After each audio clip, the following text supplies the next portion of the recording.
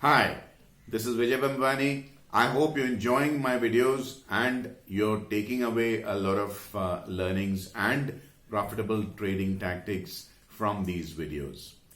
Now, in this video, I'm going to talk about a few potential money-making investment strategies and trading strategies for a very predictable, cyclical and periodic exercise which is annual in nature, which we call the budget, the union budget. Now, I've talked about the cyclicality of the market and how markets move in a somewhat predictable manner and how a trader should basically ride the coattails of these predictable events and make trading and therefore earning profits relatively easier. And of course, it pays to get profits faster, and the quantum, the magnitude of the profit itself is also higher. So I'm going to talk about the budget and which particular sectors it can potentially reward and therefore favor.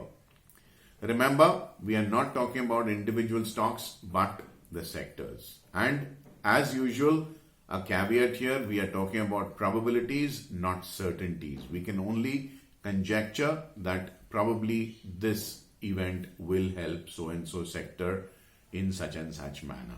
So let's dive in and get into our topic which I have chosen for the day. The first and foremost sector that I feel will get helped by the budget is the real estate and construction sector, the infrastructure sector included. The reasons are not very far to see. Remember my video about vested interest in the market, about how Napoleon would choose his generals who were known to be plunderers of small villages. As long as they plundered a little bit and made money on the side, Napoleon didn't really care because he was interested in conquering the country itself. So looking at the larger picture, you will see, ask any banker worth his salt as to where the maximum loan book exposure of the Indian banking space is. And you will realize that it is in the real estate sector. You can't really have the real estate sector going down and defaulting on all these bank loans. So I believe that low-cost housing, real estate sector, infrastructure, for the very simple reason that if you Google search and go to the Center for Monitoring the Indian Economy, you will realize that the largest employment generator is the infrastructure sector in India. So these sectors, the real estate, construction, infrastructure and heavy engineering sectors will receive a favorable treatment from the budget, and I'm bullish on these sectors. The second one I have chosen is the automobile cum commercial vehicle sector. Now, you can't really have an economy which is moving well and smoothly, moving like as if its wheels are greased well, unless you have the commercial and heavy and medium commercial vehicle sector really booming. These are proxy plays. By proxy plays, you can basically get to gauge the health of the economy by seeing the sales of the commercial vehicles.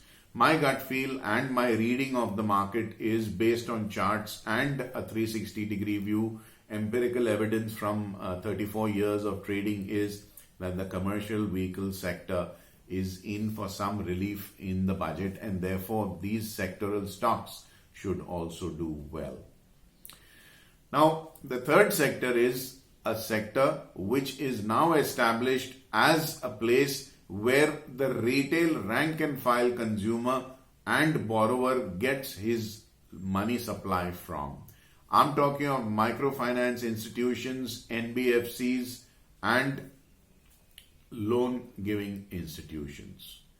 This segment is critically growing at a pace which is far more faster than many other sectors that are jostling for our mind space and eyeballs to invest money there.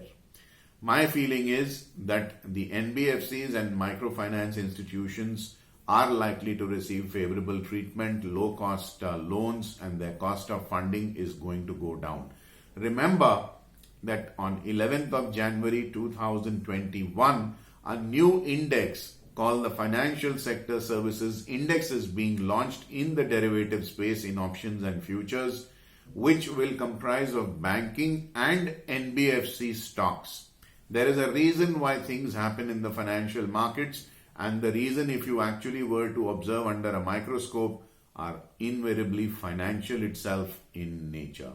So it's not really a coincidence that on 11th of Jan 2021 you have this index being launched and the budget coming in 3 weeks or so.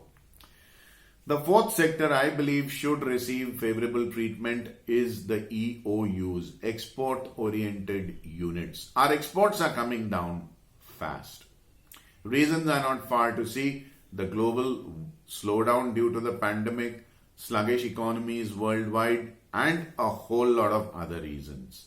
We need to pull up our socks, spruce up our act, and basically give a big steroid shot to our forex income. So my gut feel is export-oriented industries are likely to receive a steroid shot, a shot in the arm, a booster dose, call it whatever you want in the budget, and I would bet my money on this sector. Renewable energy space. I made a video about why silver in India in kilo terms and in denominated in rupees per kilo on the Indian exchanges should hit an all-time high in 2021, even if the price does not hit an all-time high in US dollar terms. Remember the giant renewable energy park being made in Kutch in Gujarat. Renewable energy is going to take us off our dependence on fossil fuels, and 2/3 of all our imports in India, which cost us foreign exchange, are fossil fuels. So the faster we move away from fossil fuels, the more foreign exchange we will save. We have no shortage of sunlight and wind in our country. So renewable energy is a green source of energy, environmentally friendly, plus commercially viable and extremely critical where forex reserves are concerned, and therefore I feel stocks in this segment are likely to outperform the broader market.